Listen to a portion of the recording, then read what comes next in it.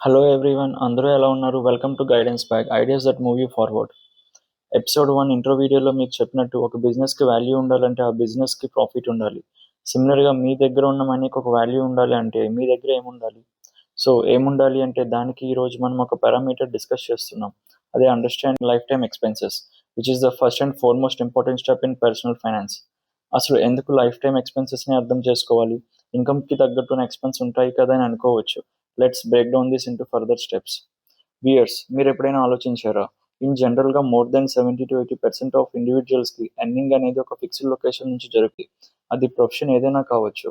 But మీరు ఖర్చు పెట్టడానికి మాత్రం apart from earning place, rest of the world is a spending place. For example, ఒక ఫార్మర్కి ల్యాండ్, ఫర్ సాలరీడ్ ఎంప్లాయీస్కి కార్పొరేట్ ఆఫీస్, బిజినెస్కి మ్యానుఫ్యాక్చరింగ్ ప్లాంట్, అలానే ప్రొఫెషనల్స్కి క్లయింట్ లొకేషన్. బట్ మీ ఎక్స్పెన్సెస్కి మాత్రం కౌంట్లెస్ డైరెక్షన్స్ నుంచి రావచ్చు. సో స్పెండింగ్ అనేది ఎప్పుడైనా సరే 80% ఆఫ్ ద కేక్ అయితే ఎర్నింగ్ అనేది 20% of the cake.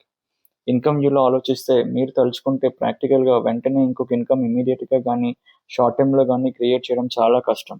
But the other side మీరు అనుకుంటే ఎక్స్పెన్సెస్ని చాలా తెలివిగా ఒక ఆలోచనతో కంట్రోల్ చేయొచ్చు అండ్ అదే ఆలోచనతో క్రియేట్ చేయొచ్చు.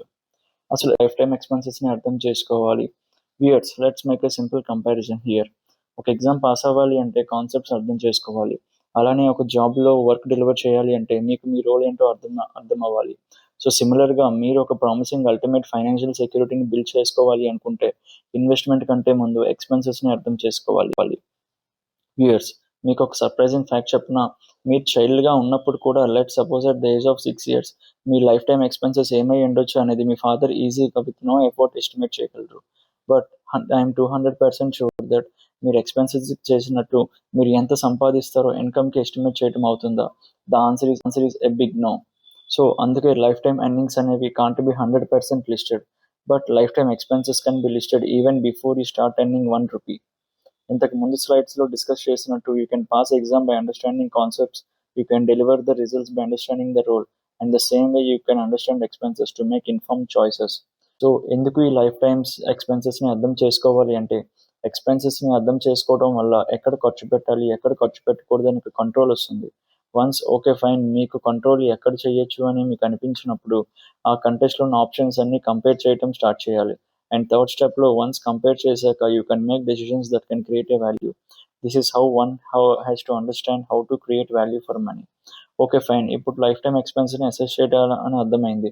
బట్ ఇప్పుడు ఎలా దాన్ని క్లాసిఫై చేయాలి, దాని ప్రాసెస్ ఏంటి అని మీరు అనుకోవచ్చు. దానికి సొల్యూషన్ క్లాసిఫికేషన్.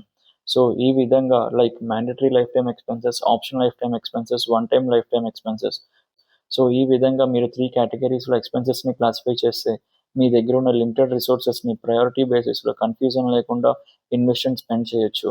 సో వ్యూయర్స్, మన ఫైనాన్షియల్ జర్నీ ఇప్పుడే స్టార్ట్ అయింది. అందులో ఫస్ట్ టైం మీ లైఫ్ టైమ్ ఎక్స్పెన్సెస్ని అర్థం చేసుకోవడం, అది ఎలా చేయాలి అనేది will be out in next video. Stay tuned. ఈ వీడియోలో నచ్చినట్లయితే సబ్స్క్రైబ్ అండ్ ఫాలో చేసి లైక్ చేయండి. It will motivate me to do more contentful videos. Thank you for watching.